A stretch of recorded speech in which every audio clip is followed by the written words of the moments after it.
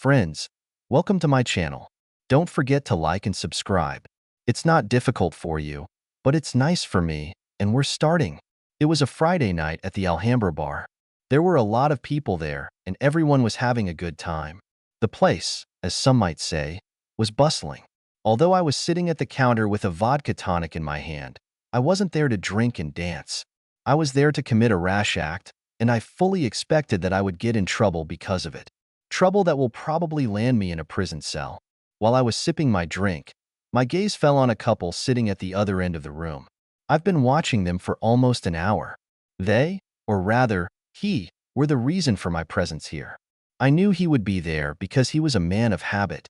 He went there every Friday night, probably to support his wife's brother, whose band played at the Alhambra every weekend. Finally, what I've been waiting for and hoping for has happened. The song was a slow waltz, and the couple got up and walked onto the dance floor.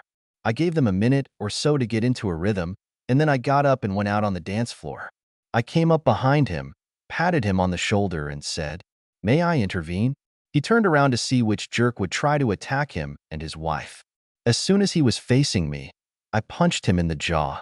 Okay, it was a blow to the forehead, but so what? I put all my 100 kilograms and accumulated anger into the blow for a month, and it flew straight to the floor.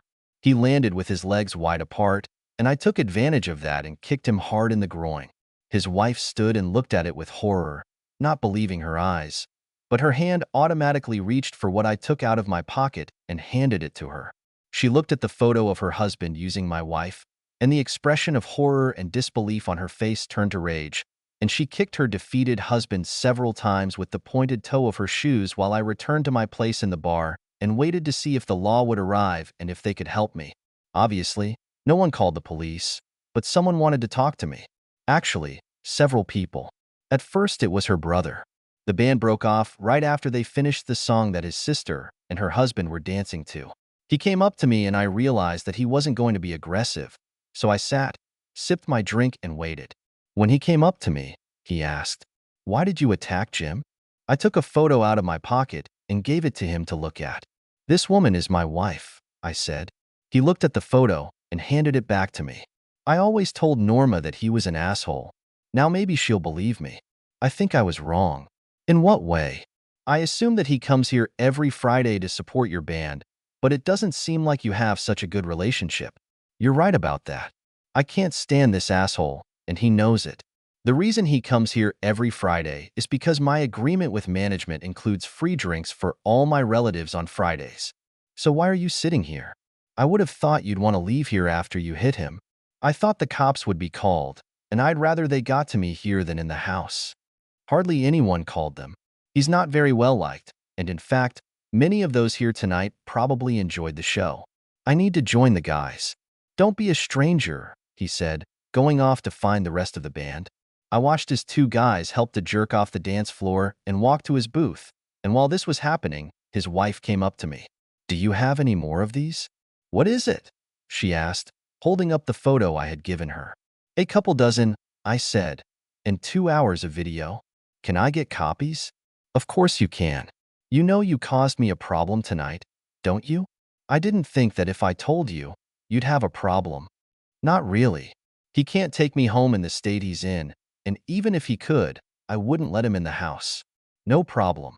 I'll take you home. I'm ready to go right now." Once in the car, I said, "Your brother told me your name is Norma. So since I know your name, I think you should know mine. I'm Bob Lloyd. Considering the circumstances, I can't say that I'm really happy to meet you, but I guess I'm kind of happy to meet you." "Oh, it sounds a little weird." "I'm happy because you gave me a present tonight." "A gift? I don't understand." "You gave me freedom." I knew Jim had been cheating on me for a couple of years, but I didn't have the means to hire a private investigator to get proof. What you gave me tonight is exactly what I need to get rid of his pathetic ass. It sounds like my story. I've suspected for quite some time that Vicky was cheating on me, but a month ago I didn't have enough money to hire someone. My grandfather passed away and left me some money. I never told Vicky exactly how much, so I was able to use some of that money to put her under surveillance. When we got to her house, she said, "I'd like to invite you in, but I'm afraid you might misunderstand." "How is that?" I asked. You might think that I would like to get back at Jim by sleeping with another guy, and I chose you for this. That's not why I wanted to invite you over. What I want is to be able to learn from you everything you know about Jim and what he does.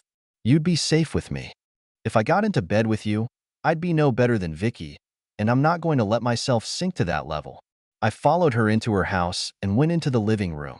She pointed to the couch and asked if I wanted something to drink or if she should put coffee on. I wouldn't mind a coffee. I don't want to stay here too long. If I'm here when your husband arrives, I'll probably go after him again. He's not coming home. Before I left him, I told him not to come home.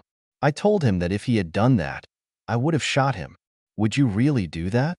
Probably not, but he knows that I'm angry, and he knows my character when I'm angry. He also knows that I have a gun. Do you have a gun? I asked. You seem surprised. It's just that apart from the cops, I've never met a single woman who had a gun. I bought it for protection when I hand over the day's earnings to the overnight storage department at the bank. And Jim knows that I can use it.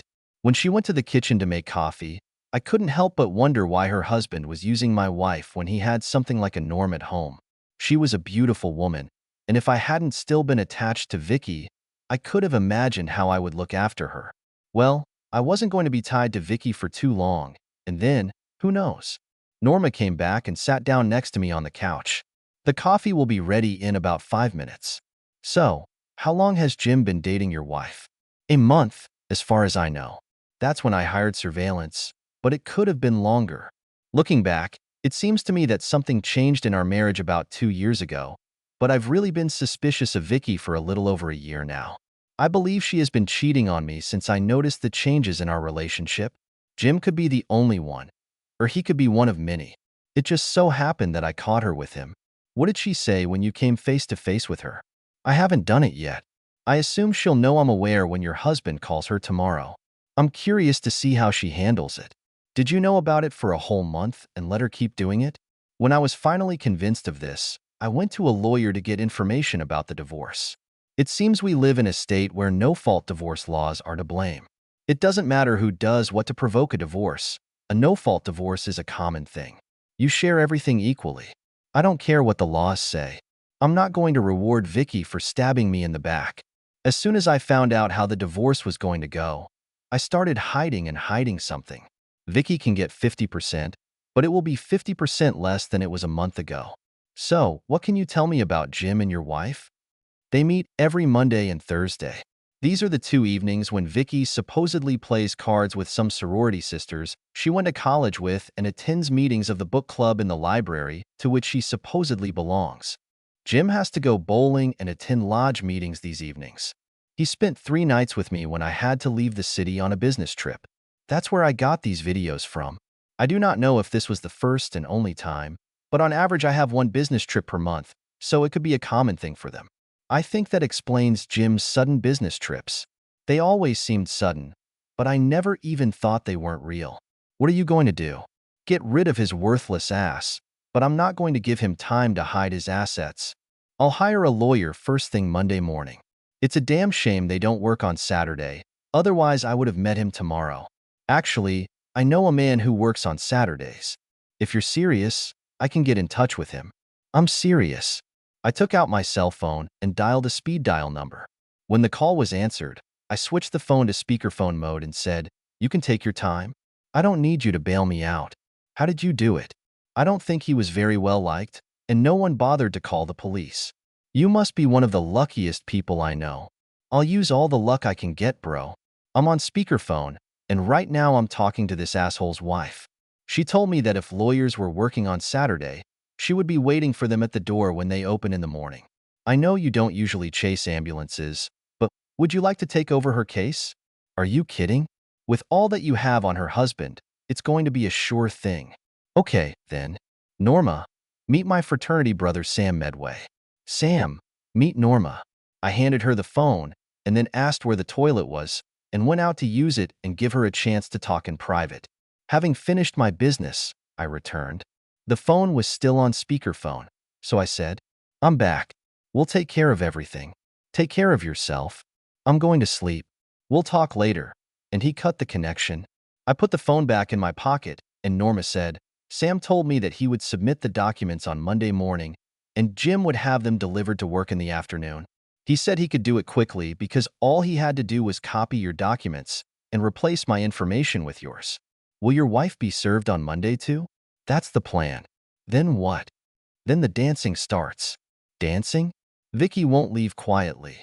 She will hire a lawyer and fight the divorce. She will create all possible obstacles, and I will do my best to get around them. Sam says that she will probably try to get the court to appoint a consultation. She can't stop the divorce, but she'll understand that if she manages to make it too expensive for me, I might give it up. Would you be able to? No way in the world. Perhaps I could have avoided a one-time oversight, but a long-term affair? That's not going to happen. And then there's what she said about me in their bed conversation. And since I'm going to share everything I have with you, I warn you in advance that you don't look too good in their bed conversations either. It makes me wonder why they stayed with a couple of losers like us in the first place. I know all too well why Jim stays with me. I'm the source of income in this family, and the best part, at least for me, is that I don't have to put up with all this nonsense about not being guilty of anything. I have an unbreakable prenuptial agreement. If you have money, why couldn't you hire a private investigator? This money is in a trust fund, which I will receive only at the age of 30, and I still have to wait 16 months.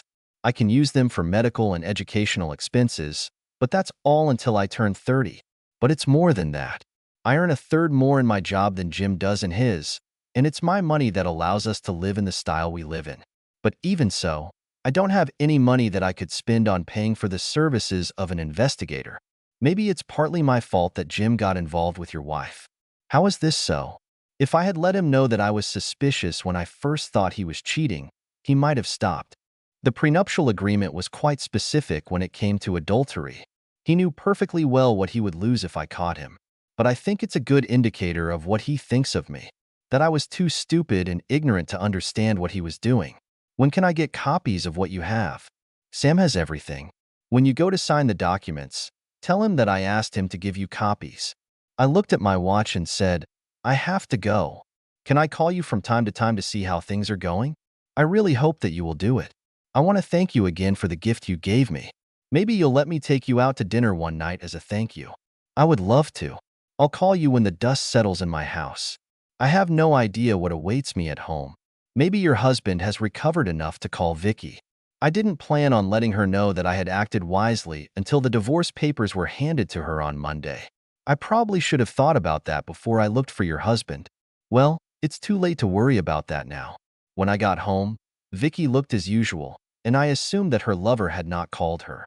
She greeted me with a kiss and then asked why I was late. I told her that Al, my boss, wanted to celebrate signing Johnson, so we stopped and had a couple of cocktails. I called to let you know, but you didn't answer your cell phone or your home phone. I left my cell phone on the desktop. I didn't hear the home phone ring. Have you eaten yet? I've been drinking drinks, so it's okay. Would you like dessert? No. Do you want some? What is it exactly? I asked. Come into the bedroom and I'll show you. I looked at her, and since I didn't say anything, she must have thought I was a little slow-witted and said, We haven't made love in almost a week, and I feel a little needy. I knew what she meant, but my hesitation was caused by the fact that I was wondering if I wanted it or not. Vicky wasn't one of my favorite people at that moment, but then I decided it was better to take what I could get while I could get it. God only knows how long it may take before I make love again after Vicky's paperwork is filed. I smiled at her and said, I'm going to race you. As soon as we got to the bedroom, you would never have guessed from her behavior that she thinks I'm worthless in bed. I found out about it from a video I had with her and her lover. From what she told him, I'm a little asshole and I've never even come close to satisfying her the way he did. The only thing that could be true was that I couldn't satisfy her. I always thought I could. If that wasn't the case, then Vicky would be a damn good actress if she could imitate all the moments that I thought I gave her. But there must have been some reason why she lost her way, so maybe I didn't satisfy her. Maybe she was a hidden nymphomaniac, but it seemed unlikely, otherwise she would have needed a lot more than she was getting from this asshole. It doesn't matter. Then, for the first time in my memory, I did what Vicky always told her lover. I rolled over and fell asleep. I wonder how Vicky took it. It was the first time in my life that I didn't snuggle up to her after making love and fall asleep with her in my arms. I hoped she was lying awake thinking about it and wondering, or maybe worried about the changes. Our Saturday ritual was to wake up, take a shower, and then go to breakfast, but that Saturday Vicky changed the program. Was she worried about the fact that I didn't behave quite normally, rolling to the side and falling asleep? I'll probably never know, but I was just going with the flow. Once again, because I had no idea when I would make love again after Vicky's paperwork was filed on Monday. I spent the rest of the day doing the usual weekend chores, mowing the grass, pulling out weeds and flower beds, and washing cars. It's good that I've made the decision to take what I have as long as I can get it. At dinner, Vicky informed me that playtime was over for a while. Aunt Flo came to visit me a day earlier than expected. Sunday was a normal day, and I spent it working around the house.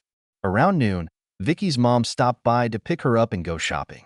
As soon as they left, I called Norma to find out how things were going on her side. She told me that she went to Sam's office and signed the necessary papers to start the divorce. She got copies of the photos and videos, went home and watched them. I was just in a good mood when Jim came home. He came into the house as if nothing had happened, and I told him to leave. He told me that this is his house just like mine, and he's not going anywhere. I left the room and returned a minute later with a gun and told him that he had time to count to 10 to go out the door. I told him that if he was still there when I counted to 10, a red liquid would start coming out of him. He saw from my face that I wasn't joking, and he left. Would you really do that? After all the shit he said about me in those videos? I bet I would have done that. How are you doing at home? Calm down. Obviously, Vicky hasn't heard anything about your husband. Either that's the case, or she's a damn good actress, but when I think about it, I think that's the way it is. She has been convincing me for years that she was a faithful and loving wife. Well, live and learn forever. Did Sam tell you when your paperwork would be ready? He said he'd file a statement with the court first thing in the morning and have the documents delivered to Jim whenever I wanted. I do not know what your plans are, but I told him to deliver the documents to Jim at work sometime after lunch. That was my plan too. Of course, I was hoping that this would be a huge surprise for her, but now it's unlikely. I'm sorry. I didn't want to ruin everything for you. You didn't do that. I ruined everything myself by going after your husband on Friday night. Even if your hubby doesn't call her, he'll let her know that I'm watching her when they meet to talk when they come to work on Monday. The important thing is that all this will end, except for the trial, and I can start living my life. Can we meet on Monday evening? I'll buy you dinner like I promised, and we can have a drink or two to celebrate. I won't know until tomorrow night if I can. I'll be busy moving as soon as Vicky leaves for work. The house belongs to her. It was given to her by her parents when they retired and moved to Arizona. I'll keep the offer open. Call me if you can't come. Despite the fact that the house was registered in Vicky's name, it would still have to be fought for in a divorce. When her parents gave her the house, there was still a mortgage on it, and Vicky took over.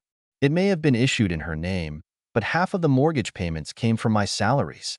I intended to try to get some of that money back, and Sam told me that I had a better chance of success than average. When Vicky came home from the store, she cooked dinner, and after eating, we sat on the couch and watched TV until we went to bed. Once in bed, Vicky snuggled up to me, as it seemed to me, for the last time. I kissed Vicky goodbye in the morning, and she told me that she would probably find me at home and cook dinner when I returned. She naturally assumed that I would go to work, but she was wrong. I took the day off and planned to be discharged from the house by the time Vicky returned from work. I went to a local restaurant to have breakfast and give Vicky time to leave for work. After eating, I went inside, made sure Vicky was gone, and then went inside, called my brother, and started packing my things. My brother Tom showed up 30 minutes after I called him, and by 1 o'clock we had taken all my things out of the house and put them in Tom's garage. That's where they'll stay until I find a place to live. Tom and his wife Pat were going to let me stay in one of their spare bedrooms until I found a place to live. I called Sam, and he told me that they were planning to serve Vicky and Norma's husband at 2:30.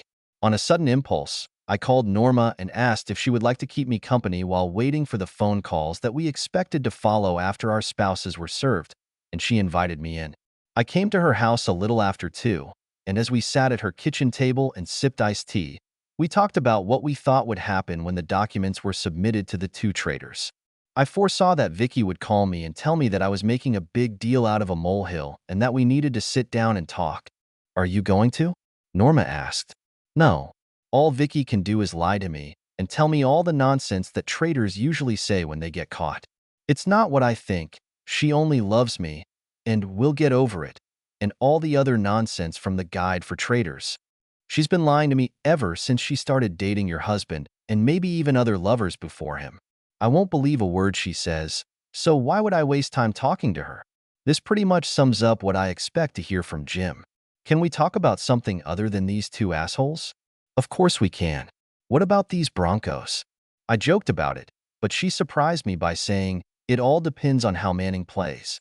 He's been a little unstable the last 2 seasons, and so far this year, he seems to be prone to interceptions. If he can pull himself together, the Donkeys will be able to go all the way to the end. I was impressed. She summed up my thoughts exactly. We were talking about football and discussing the Denver defense when my cell phone rang. On the screen, I saw that the call was from Vicky, looked at my watch, and saw that it was 2:30. It's showtime, I said, and switched the phone to speakerphone mode while answering the call. Good afternoon. It's Bob. What the fuck is with this divorce? This is what a man usually does when he finds out that his so-called loving wife is a cheating fool. What makes you think that? What gives you the right to call me a cheating fool? Isn't that what you did when you made love to Jim? And by the way, his wife thinks the same way. I'm saying this in case you weren't there when he was being served. Damn, Jim. Where the hell did you get this stupid idea from? From photographs and videotapes that my private investigator got for me. Photos? A video? I really hope you're not going to try to tell me this is all a mistake. That you are not in the photos and videos. I could just believe that you have a doppelganger cousin or something, but there's no way you can convince me that Jim has a doppelganger too, and that your doppelganger and his doppelganger just happened to meet, and it was them that my detective pointed the camera at. Admit it, Vicky. You got caught. We'll talk about it when we get home tonight. No, we won't. When you get home, you'll find that I've moved out. From now on, all contacts between us must be carried out through my lawyer. Goodbye, Vicky. As soon as I cut the connection, Norma's phone rang and she looked at the screen. This is Jim. He never calls me during the day. She laughed and said, I wonder what happened? She answered the phone and turned on the speakerphone. Hello. It's me. What the hell is this divorce shit? Norma told me. They must be reading from the same script.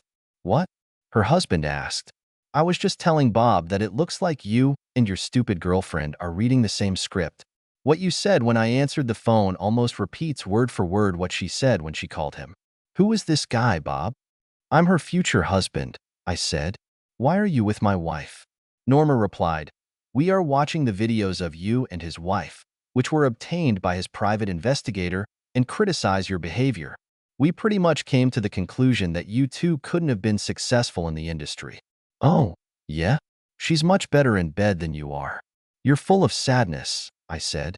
Norma is much better than the cheater I was married to.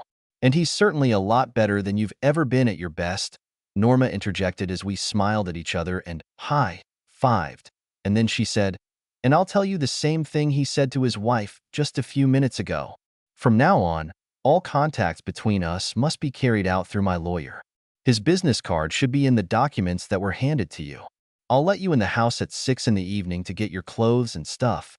And you better know that the whole time you're here, I'll keep a gun in my hand. One of the cartridges in the barrel, and the trigger is cocked. He was silent for a second or two, and then he said to me, you sucker punched me in the ass, and I'm going to find you to get revenge. You won't have to look for me. I'll be sitting on the porch steps when you come in the evening to get your things. Don't forget to bring your best game with you. I'm boiling with anger, and I'm going to kick your ass and let it out. He didn't say a word, and after about 30 seconds, Norma decided he was done talking and closed the phone. Are you really going to sit on the steps and wait for him? I said I'd be there, and I wouldn't want him to think I was a liar or that I was afraid of him. I'll cook dinner in case you get an appetite. I have a couple of apartments I want to see this afternoon, but I'll be back by 5 in case he decides to come early. I have enough space here. You could move in with me. I appreciate your offer, but it would look wrong. I'm only offering you a room, not privileges. It would still look wrong, and I won't give that fool anything she can try to use against me. I'm indifferent to her, and I don't want to leave her room for maneuver. The offer remains valid in case you change your mind. I didn't really like the apartments I looked at, and at 10 minutes to 5 I was already at Norma's.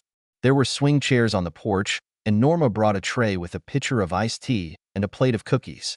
We were sitting on the swing and discussing our situation. "What are you going to do with your ex-wife?" Norma asked. "Just what I've already done. I'm moving out and starting a divorce." "No revenge?" "No. I don't see any point in it. I do something to her, she takes revenge on me, and then I have to escalate the situation, and she complicates everything too. It would be a waste of time. And when you get down to business, you need to take care of someone who will put some effort into it, and to be honest, I don't care enough about Vicky to waste time on her." At 20 minutes to 6, a car pulled up to the house, parked, and her husband got out of it. He looked at us sitting on the swing, walked around the back of the car, opened the trunk, took out a baseball bat and headed for the porch. When he got closer, he said with a big smile on his face, "I did what you told me to do. I'm going to show my best game," and he pointed the bat at me. I was looking around for something to grab to even the odds when I heard a loud bang and saw her husband fall to the ground. I turned around and saw that Norma was pointing what looked like a miniature Colt .45 caliber at her defeated husband. "You fucking fool," he shouted. "You shot me." "Indeed, I hit, asshole, but only in the leg. You can thank your lucky stars that I'm good with this thing." She put the gun next to her on the swing, took her cell phone out of her pocket, and called 911. My husband rushed at me with a baseball bat, and I had to shoot him. "He needs an ambulance." "No. He's lying on the ground, writhing in pain and screaming at me. He can't hurt me." "Yes, I understand. I'll clean it up as soon as the police arrive. Not unless he gets off the ground and throws himself at me again. If he does, I won't try to hurt him again. I'll just empty the clip into the center of his body." She closed the phone and said, "Maybe you should leave before the police get here. There's no point in dragging you into this." "No, I'll cover for you. Run into the house, take all the materials you got from Sam, and bring them here. We're going to tell the cops the story that I was bringing you the materials, and I ended up here, just as he was heading towards you with a bat." I heard him screaming, "Will you divorce me, you fool? I'd rather use you than let that happen." He will deny everything and say that we are lying. So what? We'll still be the two of us against him, and the baseball bat is next to him, and his fingerprints are all over it. We're telling the truth about everything else right up to the moment he pulled up to the house. We tell them about how we waited for her and Vicky's panicked phone calls together, about what was said, and that you told him he could come in at 6 to pick up his clothes. I left to bring you photos and videos, and I was going to be back here by 6, so I could be on hand if he decided to do something stupid. I came here right after him and saw everything. Do you think this will work? As long as we stick to the story, that's how it should be." While we were talking, the jerk was rolling on the ground, holding his leg and cursing. Norma went into the house to get the materials, and when she returned, we were sitting on the swing, listening to hubby whine and waiting for the cops. We heard sirens wailing, and a minute later 2 black and white men drove up to the sidewalk. 4 policemen got out of them with pistols at the ready and pointed them in our direction. They spread out and moved to the porch, and Norma and I raised our hands so that they could see that we had nothing. 2 of them approached the lying man, who was crying. "She shot at me. That fool shot at me." By the time the cops cordoned off the scene, an ambulance was already there, and they took the wounded man away. I told the cops to handle the baseball bat carefully because it was evidence.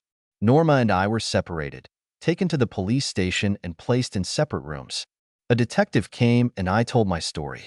3 hours later, I was released and taken back to Norma, where I took my car and headed to Tom's house. The Norm was kept until noon the next day. She called me to let me know she was home.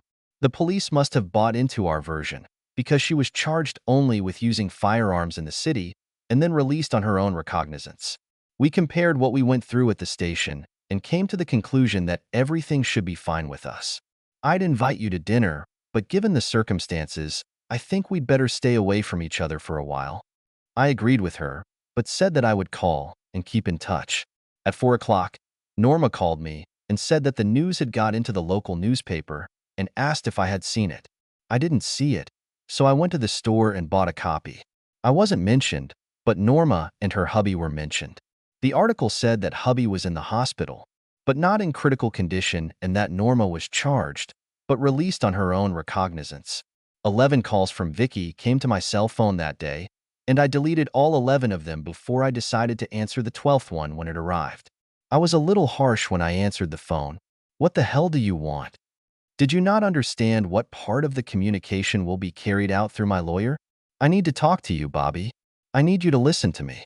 I need to explain to you what happened and how it happened. I need to show you that I love you and I don't want to leave you. That's what you need, Vicky. And I need to get rid of the lying cheater. This is the last call I'm taking from you. I'm going to fight the divorce, Bobby. I'll hire a shark lawyer and fight you every step of the way.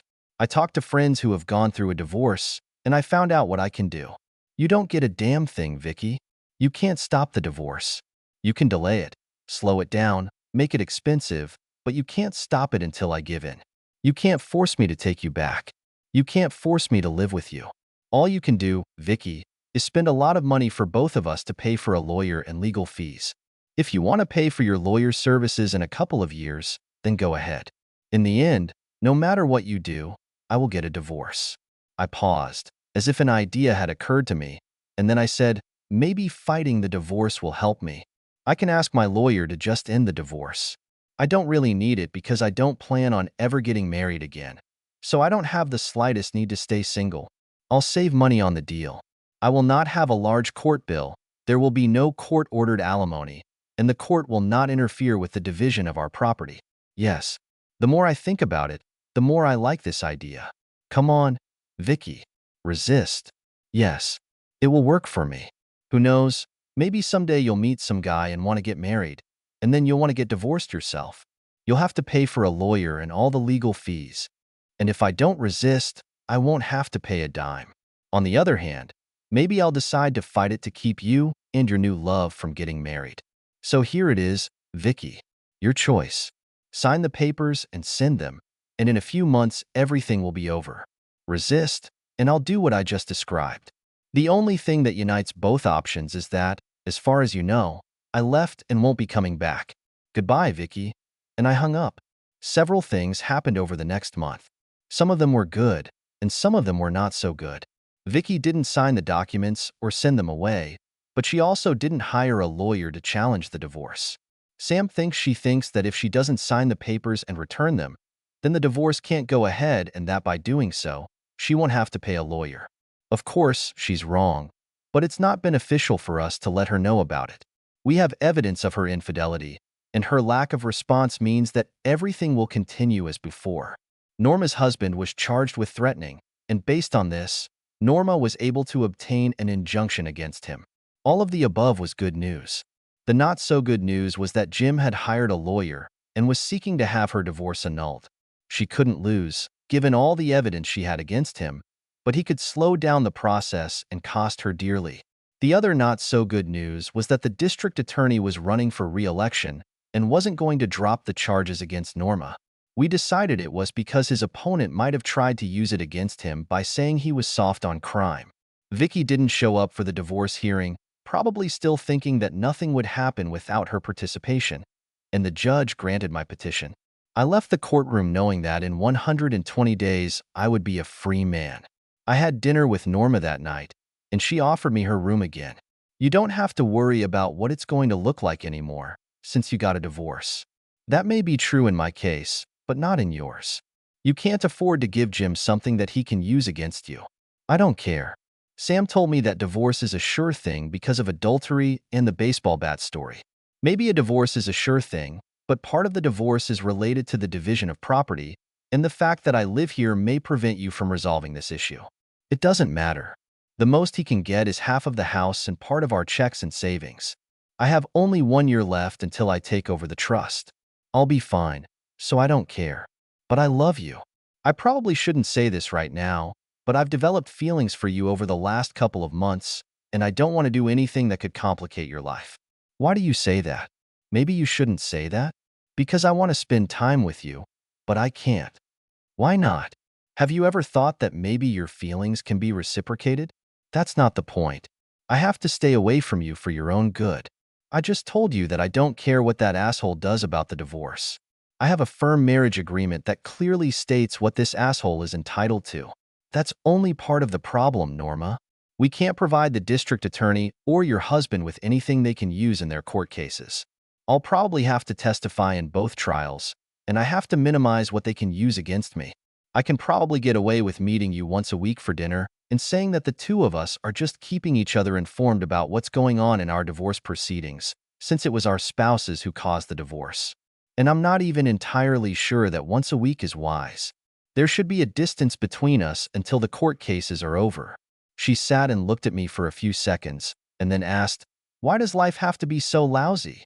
I knew exactly how she felt. For the next 2 months, I invited Norma to dinner once a week. It hurt like hell that I couldn't achieve what I really wanted, but I forced myself to keep my distance. During the same period, I received 3 or 4 calls a week from Vicky, who begged me to talk to her and come home. I just hung up the phone without saying a word. The trial of Norma was somewhat unclimactic. The district attorney presented his case, and his main witness was Norma's husband. He denied, of course, that the bat was meant for Norma, and then screwed up and said it was for me. I saw the district attorney's face darken when he heard this from Jim. I think he didn't prepare his witness very well. Norma told the story we had agreed on, and then I gave my version. Yes, I know it was perjury, but I didn't give a shit. That asshole ruined my marriage, and I had to pay him back.